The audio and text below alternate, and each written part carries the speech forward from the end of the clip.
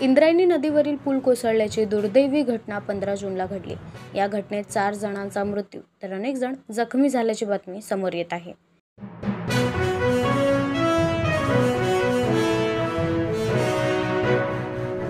सरकारने आता तरी युद्ध पातळीवर काम करून नागरिकांना कमीत कमी त्रास होईल हे पाहावं, पण सरकार जर निष्काळजीपणा दाखवणार असेल तर आपणच सतर्क राहायला हवं।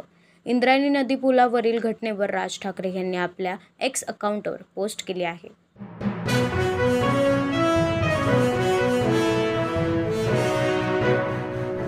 गणेश मूर्ती विसर्जनाबाबत सांस्कृतिक कार्यमंत्री ॲडव्होकेट आशिष शेलार यांचं आश्वासन, येत्या 30 जूनपर्यंत मोठ्या गणेश मूर्ती विसर्जनाबाबत भूमिका मांडणार असे स्पष्टीकरण सांस्कृतिक कार्यमंत्री ॲडव्होकेट आशिष शेलार यांनी केले।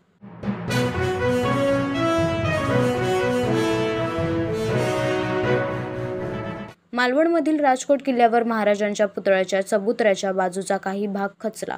प्रशासनाने तातडीने डागडुजीचे काम हाती घेतले आहे।